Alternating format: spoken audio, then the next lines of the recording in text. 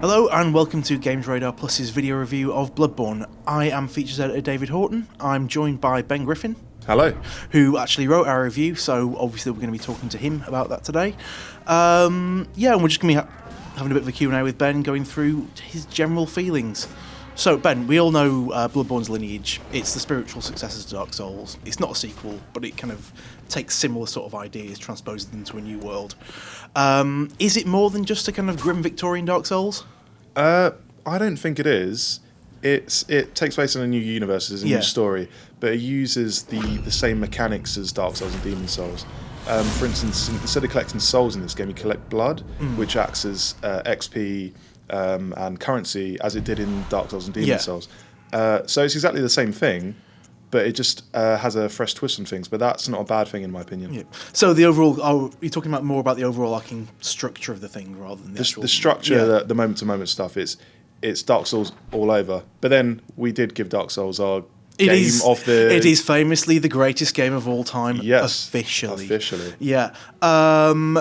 So that's in terms of the overall setup of the game, though. In terms of the moment-to-moment gameplay, though, how's that different now? Because obviously the combat flow looks quite different to how previous games worked. Well, the biggest change here is that you don't even have a shield this time. Right. Your shield is swapped for a gun, which, as you can imagine, is slightly more aggressive than a shield. Yeah. So you use your gun. You put your gun in your left hand, and you have a kind of melee weapon in your right hand. And you use your gun to interrupt enemy attacks, which stuns them, and then you can use a finishing move on them. So your gun's not really a projectile weapon that you use to kill people. It's to set them up to kill them with your melee weapon. For instance, you've got like a pistol. I chose a pistol. You could choose like cannons and flamethrowers and stuff. During an enemy attack, you shoot them with your pistol.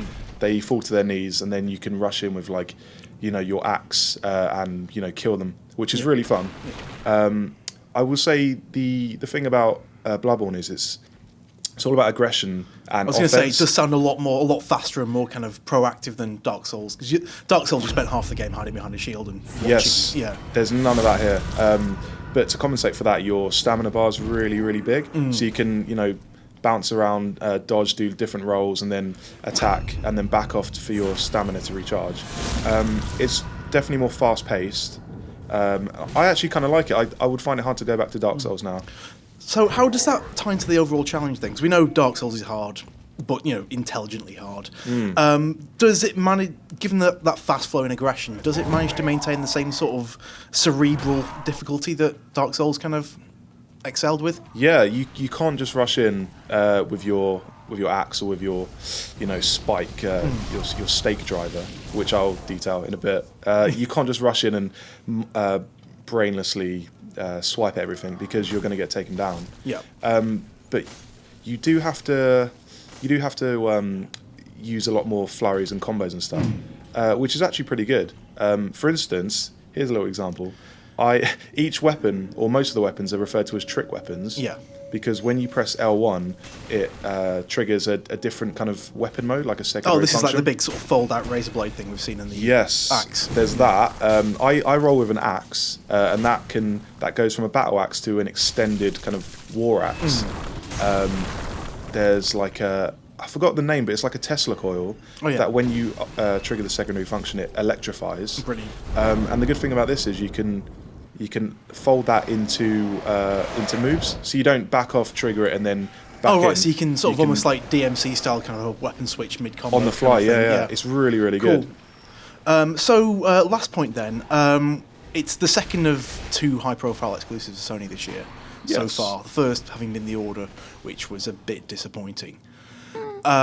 Would you say this is an important killer exclusive for Sony? Oh, definitely, yeah. I would say this is the best game on PS4. Really? That's strong. Whoa. Yeah. Whoa. That is a strong recommendation there, Ben. I think it's better than Destiny. It's better than The Order, obviously. Yeah. It's great. It's another masterpiece. It's really, really good. Dark Souls Reborn, really. So the only question remaining then, Ben, is what is the score? The score, Dave, is 4.5. That's stick that on the exciting. box. That's very exciting. Well, yeah, if we had time, we would no doubt get them to sit that on the box if we had that power. Yeah. It won't get on the box. We can make our own boxes. It won't go. Those boxes won't matter, Ben. Anyway, thank you very much for your time. That was very illuminating. Ironic for such a dark game. That was pretty funny. Yeah, that was good. If you want to read more of Ben's views, and why wouldn't you, then check out our fully text-driven review on Games Radar Plus right now. And otherwise, keep it to us for all the big reviews, previews, and features you need going forward. Thanks. Bye.